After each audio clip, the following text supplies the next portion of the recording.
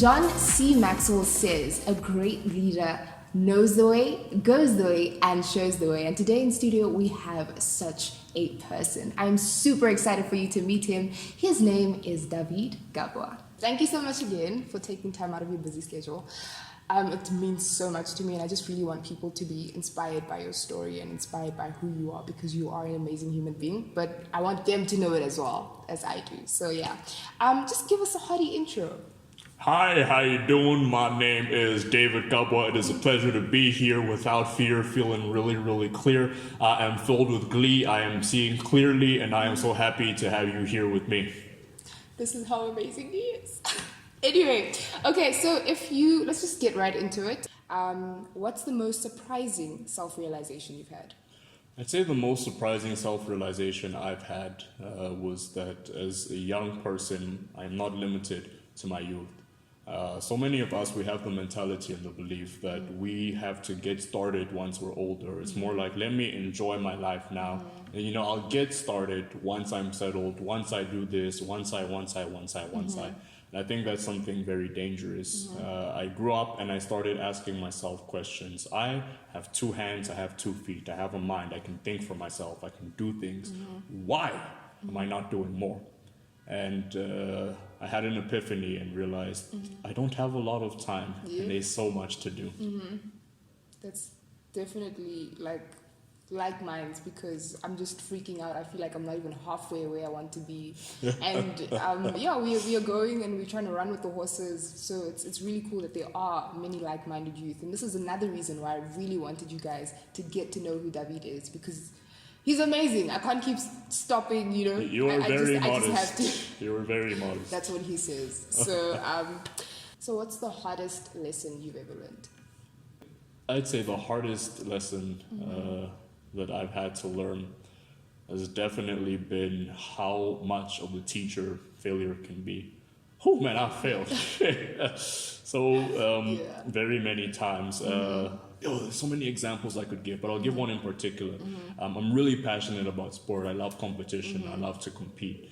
I remember in grade 11, I was training to go to essays. I was competing under Limpopo at the time. Okay. I remember I would show up for practice every day. First one in the evening, first one in the morning, 2 practices every day. And I worked and I worked and I worked and I worked and I worked. And I was like, I worked harder than anybody who's here. Yeah. Surely I'm going to make it. And I remember I went to qualifiers and I ran and I crossed the finish line and I looked up and I saw the time. And I'm looking at this clock and it's ticking and beating. And I just fell to my knees. And I look up again and my vision becomes blurred. And it becomes blurred because everyone that qualified except me, everyone within my immediate squad. And it was just heartbreaking. And I started asking questions like, they don't care. They don't want it as much as I do. That's the way that I felt at the time. Why is it that I put in the work, they're the ones that made it? And I failed many more times since then. The thing that I learned from that is very beautiful. And that was that, failure is never the end. Failures built a lot of character, but more than that, failures taught me a lot. And because of that, I am not afraid to fail. And that's something that I think so many of us need to realize. One of the biggest things that holds us back is, what if I don't make it? What if I fail? What if I end up embarrassed with egg on my face? But can you imagine how much you would learn from that experience? Because it's either one of 2 outcomes. Either you make it and it's great and that's beautiful, or you fail and you learn and you grow and you develop and you become better for it. Biggest lesson I've learned. He's preaching to the choir. I'm just totally big on not failing. I'm just like, what if even with this podcast, it was just I actually started it after a prayer. I just did a prayer and then randomly I was like, okay, let me try this out. And then, it just went from there. But the problem was procrastination, and it's just but what if every single time I posted an episode, I was just like, someone please tell me how it sounds, because I was freaking out at does this sound good? Is this proper? I didn't want the take it out and then it fails and then it flops. And, rather than the positive outlook on it, or this could be good, or I could learn so much. I wasn't seeing it from that angle. I could learn from every single mistake that I make, because if I identify it now, then I'll never make it again. That wasn't the thing, and that's really what people have to learn, just like you said. I'm really grateful to be on this podcast, by the way. Thank it you is amazing. so much. Thank you so much. Especially as the first guest on the show, it's such an honor to have you. Thank you so much for taking time out. All right, so what are you most insecure about? I highly doubt that he's insecure about anything. But anyway. That's a good question. My biggest insecurity is my biggest fear. And the biggest fear that I have is that one day I stand before God and He puts the screen up and He shows me, well, this is what I wanted you to do. I wanted you to influence an entire generation. I wanted you to literally change the world. And these were the seeds that I've sown. These are the events that I wanted you to put into place. And I just didn't do that. And it's one of those things that keeps me up at night. It's legitimately a constant nagging. It's always eating away at me. I want to do more. If I was not limited by the need to eat and sleep and rest and the physical impairments that come with being human, I swear I'd be working 24/7. My biggest insecurity is that I don't accomplish God's will for my life. And I really believe that He's just created me, He's created you, He's created all of us for just absolute greatness. And not achieving that, not getting to that, selling myself short when He's planned so much for me is my greatest insecurity. Whew, okay. Guys, I feel like I'm learning more than you are. But selling yourself short, keeping you at night, and it's just, it keeps playing in my mind, and it's just like, this is God speaking again, because something we this have is in common. literally what I was... Yeah, I couldn't sleep I think last night or the night before, I was woken up by this like thing in my heart, and I was like, you know what, I have found my calling. Or even if I haven't found my calling, I even put it on my WhatsApp status.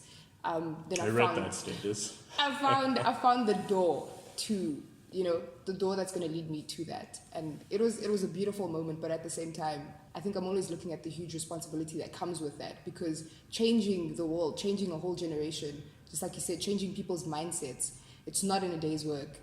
You completely have to give yourself, wholeheartedly sacrifice your life, which is something that I really understood in the past few days. You're not living for yourself. And when you grasp that and you understand that, that's truly when your purpose can be fulfilled. So that's a very beautiful thought and a theme that keeps playing in my mind, which is like more pressure added. But I think it's just looking at the positive side that we need to do. What she said. Okay, and then if your life was a book, which I would definitely read, what would its title be? Together, we can loosen the shackles of mediocrity that have bound so many to complacency. And the reason why is because I was in grade 11 and I was writing my prefect speech. And I think I might have consulted you on that, if I remember I think because properly. I remember that line, actually. And I remember I got up in front of the school and I was like, what can I say that describes the way I'm feeling? And at the time I was like, I want to do what no one else has ever done. I don't want to be mediocre. And I remember we were doing this poem or this book. I don't remember which exactly, but I had an amazing English teacher. And there was this one section where you had to describe what mind-forged manacles are. And I'm like, mind-forged manacles, that's like shackles on your brain. Man, that is like subscribing to a mediocre mindset. I'm like, well, we should loosen that. Yeah. I was like, I got it. And every single time I'm invited to speak anywhere, I always try and slip that in somewhere, because I really think it's such a powerful statement to be making. So I would call it to loosen the shackles of mediocrity. Wow. For all of you authors out there, publishers, whatever, this is definitely an autobiography that you'd want to do. So yeah. What's the best thing you've got from your parents? Ooh, I love this question. It's my favorite question Is it? so far. Yeah? I'm going to show this to my mama. I'm going to show this to my dad. Hi, Mom. What I learned from my mom, she's always telling me, gold and silver, I can give you these things, but what I give you is Jesus Christ. Because he's the only one that will never leave you, never forsake you, how many ever years after I'm gone. And that's the one thing she's always emphasized above all else. And I'd say that's the one facet of my foundation. The second facet of my foundation, what I learned from my dad, I don't think I've met a human being alive who works harder than my father. He taught me the value of hard work. That in a nutshell, no one's going to do it for you. You got to get up and do it yourself. He taught me the greatest talent any human being can have is the talent of hard work. Wow, I never even knew hard work was a talent. And his father is another amazing human being, so it runs in the family. His mom is really cool too. Just saying that my parents, pardon. Your parents are very cool, by the way. Thank you. My parents actually said that, what, they were telling us, because sometimes, we take it for granted that we do know Jesus, and, just like the Bible says, that you mustn't use this now as a reason to go and sin. But my parents actually said that we are so lucky, like my siblings and I, our generation, that they were able to give us Christ. They were able to show us the way to Jesus. Unlike them, they were like, my dad didn't have a Bible in the house. We didn't have a Bible in the house. We went to church so that when we come back, we can eat. So at least it was a way to try to get them to there, but it wasn't really like giving them that. And they're just saying, you guys don't know how grateful you should be and how lucky you are. So we really are grateful to God for that grace. What is the most heartwarming thing you've ever seen? The most heartwarming thing I've ever seen was... Oh, such a good question. Right, so the most heartwarming thing I've ever seen was an action that my sister did. My older sister. And she's awesome. She's also awesome. She had nothing on her. She's always giving to everyone, and always trying to help and support people. So she just came from putting in petrol. She used the last of her money to do that. And after doing so, we go around the corner, and dude walks up to a car, and he's asking for anything. And I didn't have my wallet, didn't have anything on me. None of us did. And there's this like perception that if you're driving around in a car, automatically you have it all. Your life is good. And there's a story I'd like to link to this, but I'll get to that. So in a nutshell, she takes the loss that she has and she gives it to the guy. And then we go off, and just seeing her heart in that moment, reminding me that it's not what you have or what you give, it's always how. And I was driving the other day listening to the radio, and I heard an interesting story about a woman, and she's driving around in this amazing, beautiful, brand new Fortuner that's about to be repossessed. And a guy on the street walks up to her and asks her for money. And she tells him, I wish I did, but if I could explain to you how I have nothing, and I'll probably end up in the same situation as you in like a couple of days' time. And this dude goes back and he takes out 2 bananas and he gives it to her, because she told him that, well, I don't even have food in my fridge at home. And that man in his situation, looking at this woman who seemed to have it all, and he looked her in the eyes, and immediately he understood. He saw past the fact that they came from 2 different races, the man being black, the woman being white. He saw past the fact that she was driving around in a really big and fancy car. He saw past the fact that this is a complete stranger who could be lying. And he saw another human being that needed help. And these are things that I started to notice a lot more through watching my sister's actions. So I'd say that's the most heartwarming thing I've ever seen. I'm about to cry. I'm going to try not to be emotional, but that's a really... It goes past being a beautiful story. It's something that really touches you, and it changes lives, man, because you're thinking now, I'm in this car, it's about to be repossessed, but a guy that was begging me for money is now giving me food.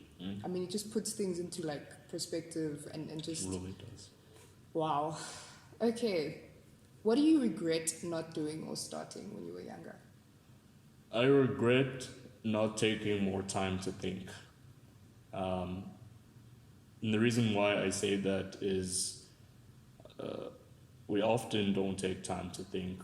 We have this idea, this belief, this dream, this goal, or we don't. Okay. The thing is, when we do, we just go ahead and try and do things. When we don't, we sit back, do nothing, enjoy ourselves. But it's very few times that we take time to think. And that's why earlier I spoke about failure. Because you'll go and you'll try things and then you'll fail. Or you'll be too afraid to try things because of failure. But we don't often take time to think and to reflect on why it is that we want to do something, why it is we want to get started in the first place. It was in thinking that I went into prayer, went into fasting, and I was just seeking God's face. And it was at that moment that He revealed to me, "Oh, my son, this is why I put you on earth." And I just wish I had known that earlier. It might be that He wanted me to realize at that moment. But seeing and experiencing and having that kind of epiphany, that's where kind of my greatest fear developed. Okay. And you start to wrestle with all of these questions. Is it really me? Do you really want me to do that? And that's one thing I never tell any human being, because I'm always praying about it. But I was like, really? Me? Out of all people? Me? Really? And all of that started when I took time and I really started to think. I started to pontificate. I started to ruminate. Big words. I started to just imagine. I started to retreat into myself. And I'm building the determination of an entire nation. And that, I think, is something that's beautiful. So I would want to have thought more. Whew. I have to do a lot of work now. You're putting the pressure on me. But there's this really cool quote that I actually found, which is, I was just trying to see how I can like incorporate it into the interview. But it says, before you are a leader, success is all about growing yourself. And when you become a leader, success is all about growing others. And you've just summed it up and like put a bow on it and just... We're on that same wavelength. And it's by Jack Welch. Jack Welch. I hope I pronounced it correctly. But I was just trying to figure out how to put it in, and you've just like put it into perspective. This is the main reason why I wanted you guys to meet David, because he's a phenomenal human being. I'm not even doing justice to how much of an amazing person he is. But this is just a sneak peek so that you guys can just go out there and stalk him and like feed off of his energy and his inspiration and all of those kind of things. So Well, I appreciate that. it's a pleasure. What job would you be terrible at, contrary to popular belief? What job would I be terrible at? Right. So Yeah, even he has to think. I think I would be terrible at any job that does not have human interaction. Okay. And the reason why I say that is because I did a psychometric test, and I found that if you were to use a spectrum between 0 and 10, I'm about 6.5 in terms of extroversion, Okay. and introversion, the remaining 3.5. And what I found is that one of the things that energizes me is being around people. I love people. I love to speak and talk and interact. Yeah. Something we have in common, which is why I think we get along so well. So if I had a job where I was locked away doing my own thing the entire time, I wouldn't enjoy it. And that's why I'm speaking in an abstract manner, because any job that you don't enjoy, you won't necessarily be good at. So I'd say whatever doesn't involve me directly engaging with people. All right. Whew. Okay, how often do you play sports? Play or compete, or just generally? In general. Okay. Well, I play sports just about any opportunity I'm given, be it for fun or competition, whatever I can get my hands on. There's many sports I'm not good at. Okay. Anything with running, I think I can do pretty well. Okay. I can't hit a ball to save my life, though.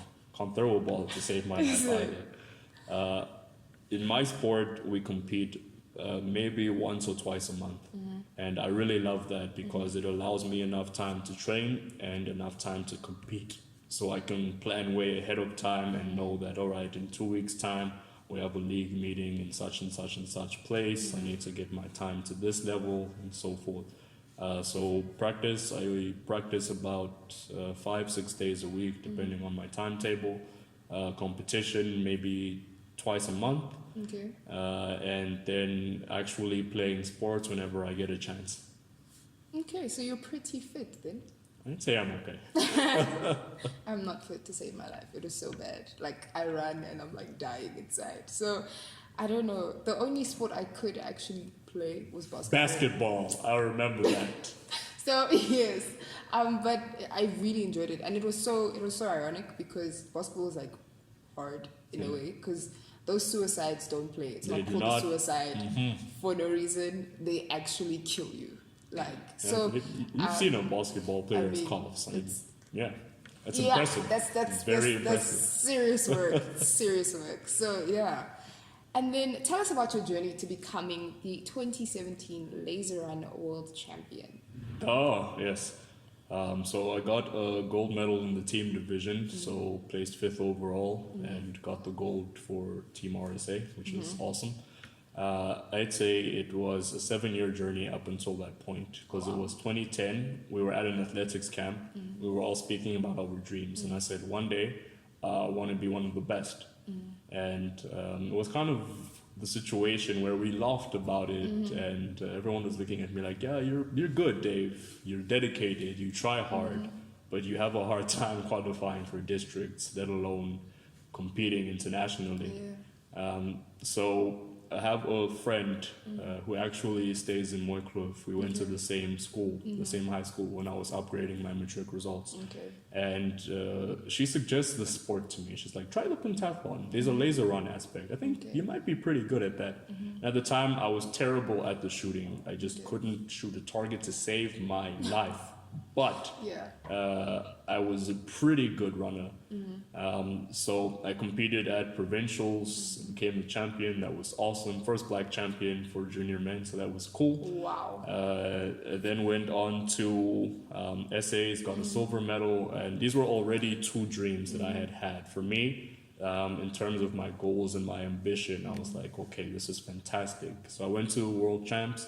My intention was simply to go and enjoy the experience because it truly was a dream come true. That's why I spoke about hard work, because I'm not a natural athlete in the slightest. Really?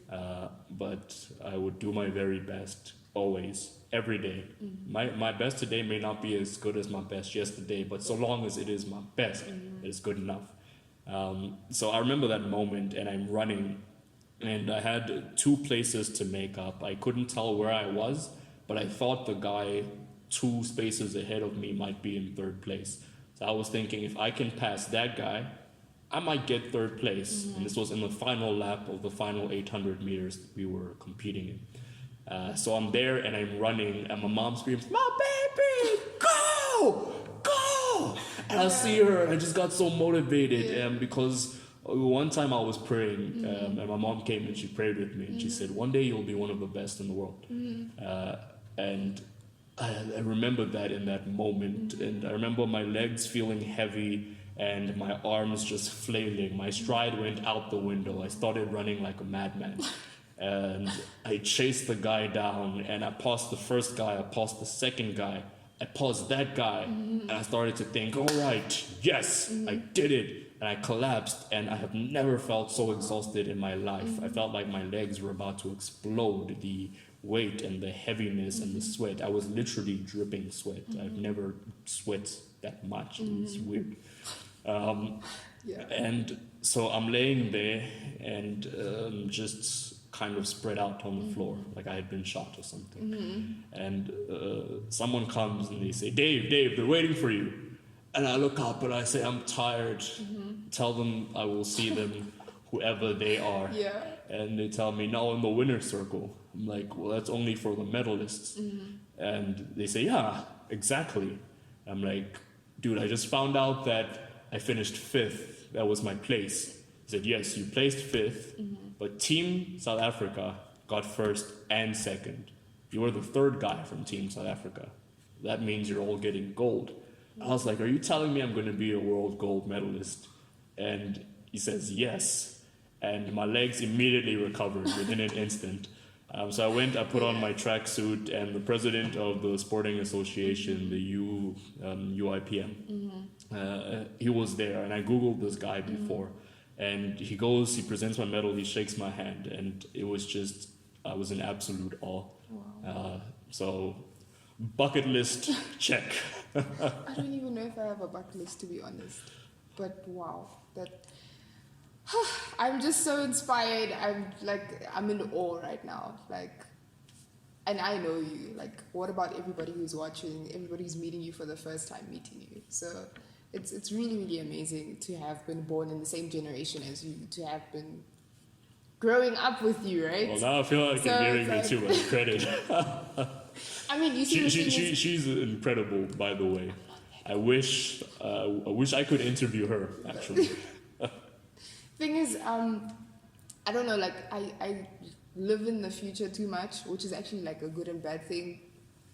But I'm always like looking to see the person's potential. Like, if I really do believe in you, then I'm looking at where you're going, and what you have now is, you know, you're gonna be there. Like, I really wouldn't put it past you to be president sometime in the future. I really wouldn't, and it would be really cool. So, you know, you'd be like a Barack Obama, like a Macron. So I really wouldn't put it past you. But like I'd be a David, but I appreciate exactly. that. Oh my gosh, I'm so sorry. But yes, you would be a David, and you'd be amazing.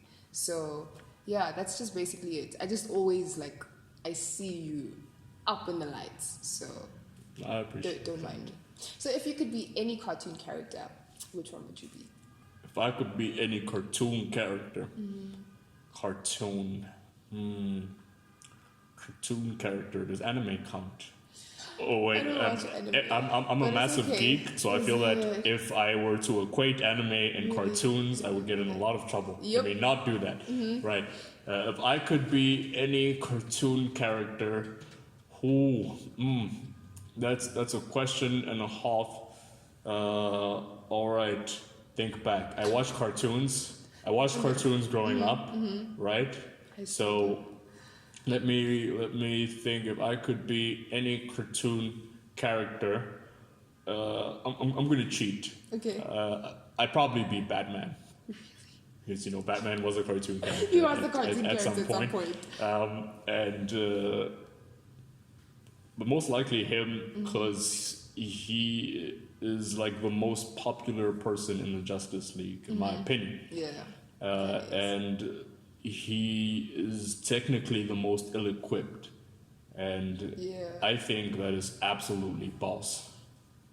Wow. I feel like he's like a representation of you, basically. Ironically. I'm Batman. Yeah. So yeah, okay. Hanging with Mr. Cooper or Fresh Prince of Bel-Air? Ooh, fascinating fact. This was an argument we had a lot earlier in our lives. Yeah. Back then, I said hanging with Mr. Cooper. I love Mr. Cooper as well. I'm convinced that I said hanging in with Mr. Cooper, but Fresh Prince. Right now, I'm gonna say Fresh Prince. I feel like Fresh Prince is a lot more timeless. Right. I could legit. I'm thinking I've seen every episode maybe twice. Yeah. All seasons, and I could watch it again. Exactly. Yeah. All right. 2.5 Men or The Big Bang Theory? Big Bang Theory, hands down. They took being a geek and a nerd and made it cool. Right. I like that. Plus, Sheldon is awesome. He really is awesome. And then, yeah. So thank you so much, guys. That was the first episode. You cannot have all of this juicy stuff all in one go, but we have a part 2 for you coming up next week. So meet us here, same time, same place. For now, Sakina has spoken.